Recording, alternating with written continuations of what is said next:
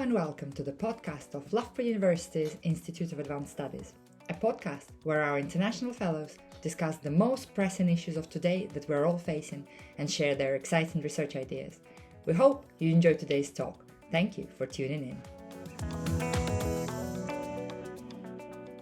Delighted to have Desmond with us. And a great fortune, really, because this is actually the first time that Desmond and I have met physically before. But I've known about Desmond's work for about 15 years now, and it was first brought to my attention by a former colleague of mine at the University of South Wales, Lisa Lewis, Right. who came up to me one day and said, "I'm putting forward an application. I'm really interested. There's this community in India who had a visit. She was a Welsh scholar. She had a visit from Welsh missionaries in the 19th century. And now, if you go there, you find that there's been influences, and a lot of their folklore traditions have been influenced by the Welsh missionaries. And we find we have shared words, shared vocabulary, and song structures and things like this." So she was very excited. And then I found out about the work that Desmond was doing with the Khasi culture. And then fast forward a number of years, and I was working with some colleagues on doing a book on storytelling research methods for Routledge, and we wanted to have some case studies, really, some essays from international scholars to show the breadth and range of work that was happening within storytelling research, and Desmond was on top of the list. So very kindly submitted a fantastic essay to that book, which came out earlier this year. And by pure coincidence, Desmond sent me an email and said, "Oh, I'm over in the UK for my daughter's PhD graduation in July. Maybe I'll come up and see you." And I said, "It just so happens that week is our UNESCO week. How do you fancy coming and giving us a talk?" So it's been a whole series of very happy coincidences that have brought us into this space today. And I'm really pleased about this because we have, in the Storytelling Academy here, we've just finished a large 4-year project funded by the Natural Environment Research Council on UK treescapes. We've been doing a lot of work around how the stories that people tell about their relationships and experiences with trees and treescapes, how they are vehicles for the cultural and social values that we hold about our landscape and our environment. And towards the end of that project, we started asking ourselves questions about, okay, we've been focusing on the stories that humans tell about trees. What are the stories that the trees are telling back to us as well? How do we think about the trees? How do we think about the environment as a performer? How the environment performs and tells its stories to us. So I'm going to hand over to Desmond. Thank you. Thanks so much, Desmond, for joining us today. Thank you, Mark. Very good afternoon. I'm very happy to be associated with this program, and I thank Mike once again and Keir, who has been of tremendous help in setting up this event. I come from the state of Meghalaya, that is in northeast India. I'm Indian, and my community, which is the Khasi community, is designated as a scheduled tribe in our country. This is as per the 6th schedule of the Indian Constitution. And one of the advantages of being a scheduled tribe is that when you live in a scheduled tribe area, and if you are a scheduled tribe, you're exempted from income tax. So I don't pay income tax. My community is matrilineal, which means the surname which I'm using, which is Kharmawphlang, belongs to my mother. And the surname that my daughter is using, Lamare, belongs to my wife. So this is the matrilineal system that we follow among the Khasi community.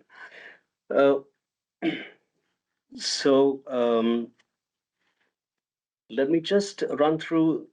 I have some visuals to share with you, and if time permits, perhaps the last visual will be a performance of a song, which is of a short duration, which again I would like to share. So I will be talking about trees that are being used um, by my community, especially the people living on the southern slopes of the Khasi Hills, trees that are being used as bridges. So they are called living bridges. They're actually trees, but they are being used as bridges. Can we have the first slide, which is, yeah.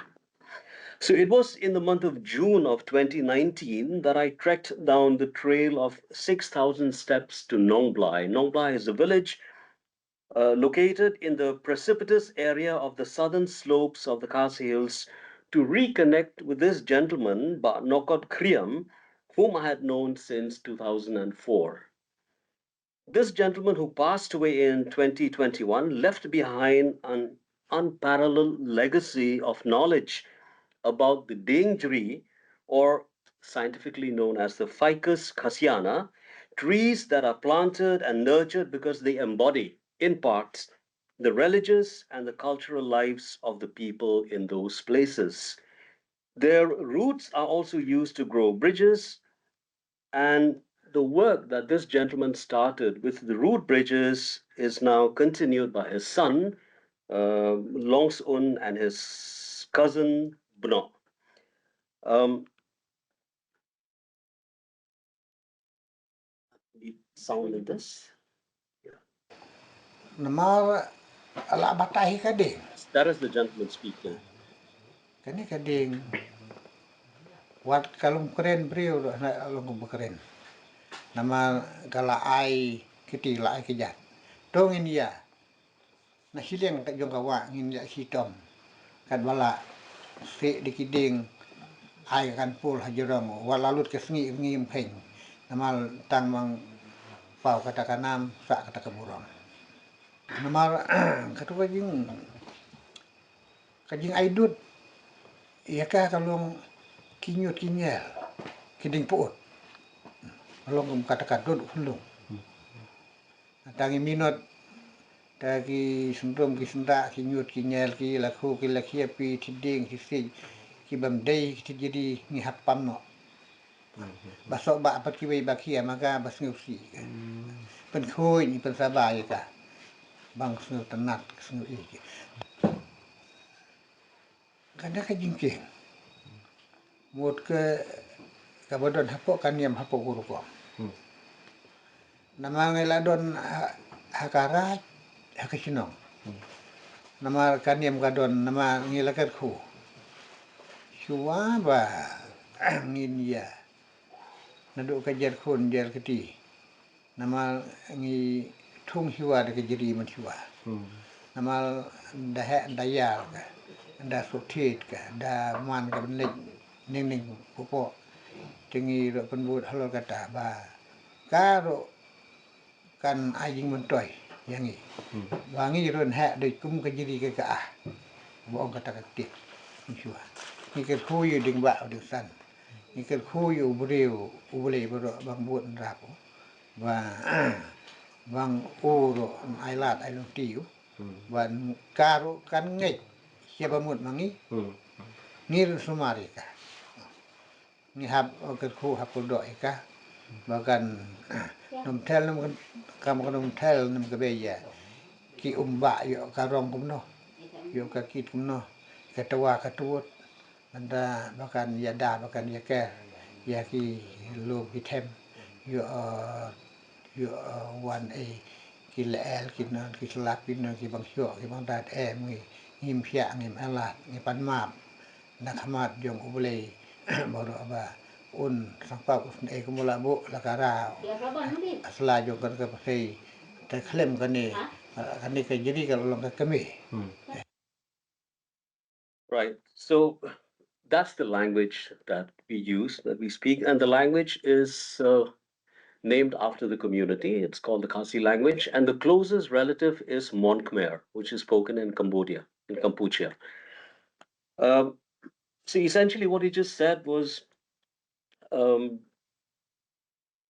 The forests, these forests of the south are subtropical in nature.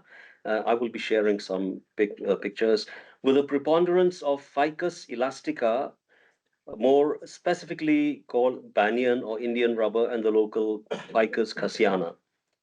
While these trees with aerial roots grow profusely in the wild, they are also grown and nurtured by the people for multiple reasons.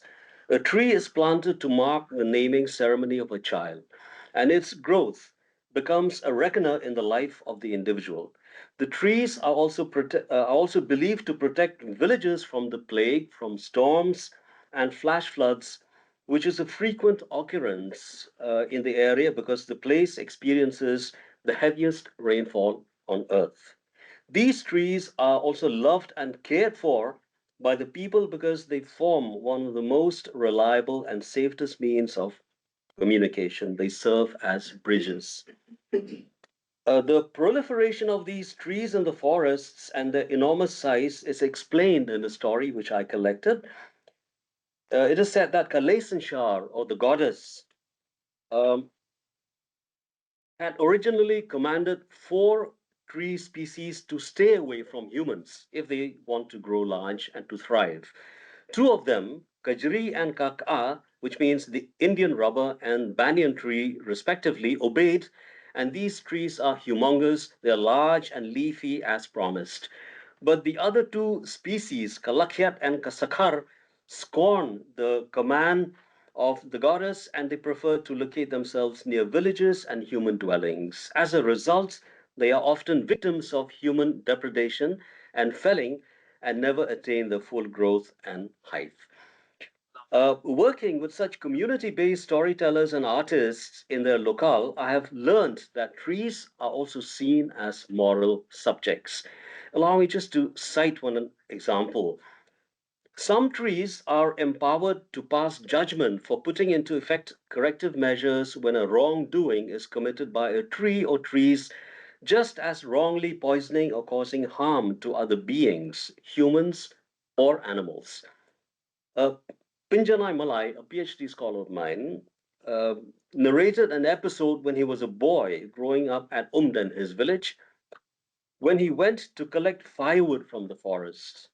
He and his friend came upon a sobala tree which was bearing fruits at that time. He immediately plucked some and proceeded to eat one fruit. After consuming the fruit, he experienced an acute allergic response, resulting in the swelling in the face and peeling off of the skin, which naturally was very painful. Frightened, he returned home and showed to his parents what had happened to him. His parents advised him to go to where the gooseberry tree stood at the bottom of the paddy field near his house. He was told to fashion a rope out of grass and to tie it to the branch of the gooseberry tree. Pinjanai wasted no time in doing so. Um, this symbolic act of soliciting friendship with another being, an act which is called Kate Mirlam. This is an act which is ceremonially enacted and culturally accepted. And through the symbolic act, the gooseberry tree became the Mirlam or the friend bound by a code of honor. This becomes significant because the gooseberry tree is considered to be the uncle of the Sokbala tree, and it is believed that the uncle would reprimand his nephew for causing harm to his Muslim friend. Within a day, Pinjanai Malai became well and recovered from his allergies. Another example from my grandmother. Uh, in the same manner, there are two species of trees, Kadeng Kany and Kadeng, which are not related but inimical to each other. The former has a bark that causes extreme irritation upon contact with the skin. The latter exudes a secretion that causes sores. I remember the many afternoons when my grandmother would walk into a copse located near our house to forage for wild herbs for our supper. She would address the dingan tree that was there, saying, Ladasiat kakan nganyatho hakangan. Or, translated, if the kind tree attacks me, I shall tell the ngan tree and vice versa. This was done to invoke the aid of the opposite species should any harm be caused by the other. This kind tree was partially uprooted sometime in the mid 1970s when a road roller ran off the road that was being constructed near the copse and collided with the tree. I still remember the excitement the incident created, and the excitement reached a fevered pitch when the following day, which I witnessed, we watched a tractor pull the roller from the bottom of the field and towing it away. Let me come back to the root bridges. Nama This is, this is the area that I'm talking about. It's a rainforest area, and and and the trek to the village which I mentioned, Nongblai, is by having to negotiate 6,000 of these very, very slippery, dangerously slippery steps. So you can see the kind of wilderness that's there. The steps again. That's a place called Korshongthai. These are resting places which are found along the route to the village. And that is one of the bridges. These root bridges are suspended over streams and rivers ranging in a span from 17 feet to sometimes 250 feet. These bridges are grown, nurtured by the local people over a time period of 2 decades or more, and they have a lifespan of a few hundred years at least. Um, that's another one. There you are. Thoroughly eco-friendly, these bridges are made from biomaterial indigenous to the places where they are found, and therefore they support soil, water, and air consistencies. They also reveal the human plant interdependency, which is sustained in a knowledge system produced over generations and handed down through oral tradition and material culture. While a ficus elastica provides the chief material for construction of these bridges, bamboo, cane, liana also used, making these bridges important ecological support sites for the flora and fauna. The utilitarian aspects of the root bridges are crucial to the economy of the villages situated on the precipitous mountain slopes, as they facilitate movement of humans, animals, and goods. Uh, I have watched, past midnight. Uh, we have watched, me and my team, we have watched, all kinds of wild boars using snakes, using these bridges. So it's not only there for human use. To the discerning eye, these structures reveal a deeply inherent aesthetic presence. The conception of these structures, the planning and strategies involved in creating them, the community based dialogues engaged in agreeing upon locations, the human effort and resource, the selection of building material, the ceremonies, sometimes which would include feasts, and performances involved are all brought together into a kind of a synergy of construction, creativity, and cultural cohesion, which is experienced very, very intensely by the people who create and who use these communication edifices. These bridges represent a living, tangible tradition of indigenous art, which forms a critical component of a larger corpus of artistic thought and production of the people, characterized and reflected in their oral literature, in stories, in material culture, in custom, and in performing arts. Um, there are also, this is a picture of Bno. That's a bridge, although it's a tree, but then it's used as a bridge because this area is crisscrossed by swift flowing streams. There are also narrative songs and anecdotes associated with these bridges, and they further enrich the cultural contexts and deepen the collective epistemological perceptions about communication and responsibility for conservation and indigenous technologies. It may be said also that bridges are considered to belong to the realm of the living, as there are myths about human, animal, and spirit bridges that have religious and spiritual resonances in the folklore experienced by the people. The spaces covered by these structures demonstrate a very striking human-animal plant interdependency that has organized itself into a corpus of knowledge, creating systems that have survived for hundreds of years. That's another, these are, it's very encouraging because, this knowledge system is being sustained not only by the elderly and the old, but also by the young people, as you can see from the picture here. Uh, and and this tiny village that has about probably 35 households has something like 18 of these bridges, 18, yes. A core belief about the host trees that are used as bridges is associated with the issue of life force. There is an ostentatious connection between the planter and the tree. And I've also mentioned earlier that whenever a child is born, a tree is planted, and the lifespan of the child is also measured, is reckoned with the tree. There is a code shared between the two, which is based on a system of dialogue, a respect for their physicality, a reception and understanding of genealogy. A special mention has to be made about the concept of ownership. A root bridge spanning a stream or a river is owned by the individual or by the clans under whose control the banks of the stream fall.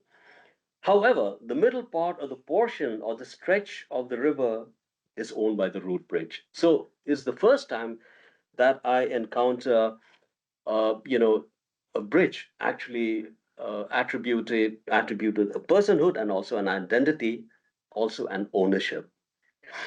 Um,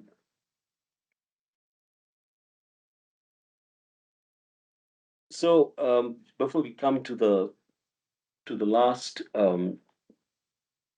slide, which is a song that is also associated with house construction and that addresses, the core issues that I've mentioned. The root bridge represents a network of communication that goes beyond the ordinary and beyond the obvious. It connotes a very complex plasma of individual and collective memory, of tradition, of beliefs, of practices which are integrated with the ecology and the landscape of those areas, which is called the War area. That's also one of the practitioners. And so all these people who are dwellers of Nonglai, they sustained this very rich knowledge system of the living root bridges. And for your information, India has used the living root bridge uh, to to apply for a UNESCO recognition, for these edifices, as for these structures, to be included in the heritage category. So India is making a very strong bid for that. Uh, I'll need sound on this. Yeah. I shall explain this. Aho, aho, ahai, oh, aho, aho, ahai. Kumba kwa ka la biang sa o khao jong ka yu bei. La na ka jong sem te o in thao sa ya ka bei. Aho, aho, ahai, oh, aho, aho, ahai. U khao mo ha ka ko, o ha sam mo ba du tu. Ha ba thao ya ki ne ba ro te la tu khem mo da o prek. Aho, aho, ahai, oh, aho, aho, ahai. U khao mo ha ka ko, ba la wat ka nyam len. La thao ya ki ne ba ro sa ka ya shat sa ka yak men. Aho, aho, ahai, oh, aho, aho, ahai. Aho, aho, ahai, oh, aho, aho, ahai. Oh, pew.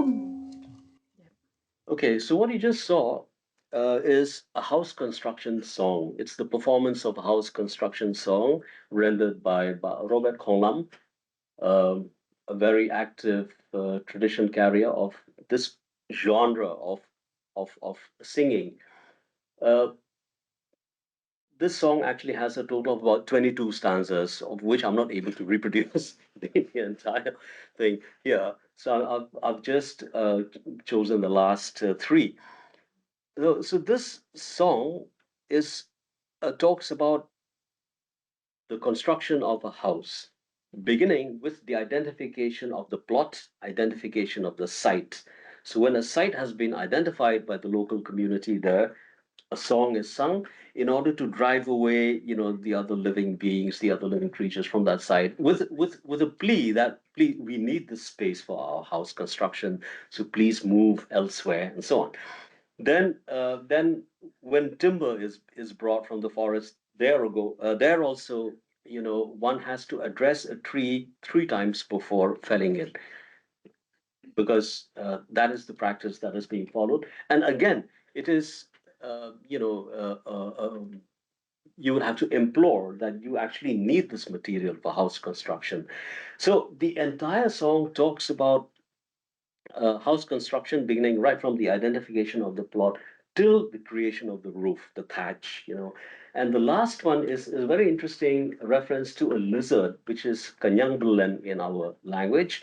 It's a venomous lizard, and in this particular case, according to the singer, when they identified that spot, they found that that place was the lair of Kanyang Bulan, and therefore they had to sing to the lizard to please go away, and we will give you the appropriate place of honor when the house construction is done, when we have built the house, and they and therefore, they invite back the spirit of the young Bulan to come into the house and stay with them in the house. And that's the reference that we have there, in the last. So uh, it's very striking, because all the different parts and portions of the house, the beams, the rafters, the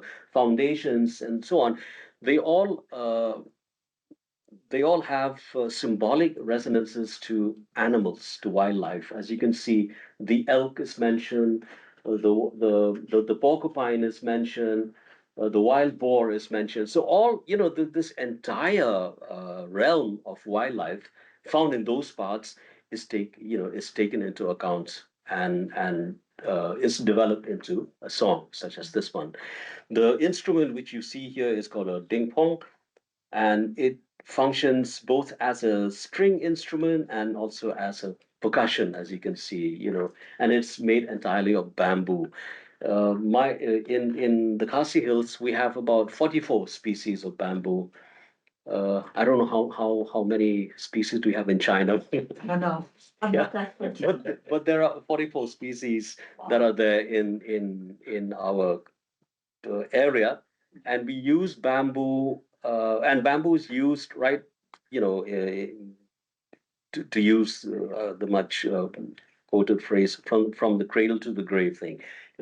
When a baby is born in the villages, especially, so the implement which is used to cut the umbilical cord is a sharp piece of bamboo, and when a person dies, she or he is kept in a krong, which is some sort of a bier made of bamboo and taken to the cremation place. So we also have, we take a lot of bamboo shoot. Bamboo is edible, as furniture is made of bamboo, and so on.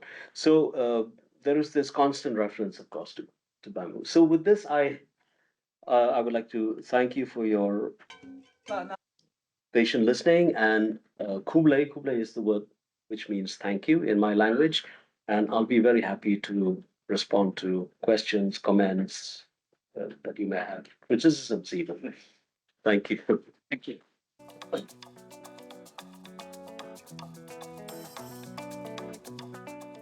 Thank you for listening to the podcast of Loughborough University's Institute of Advanced Studies. A quick reminder about how to stay connected. You can find us on Blue Sky, LinkedIn and Instagram, and you can also watch the presentations on YouTube.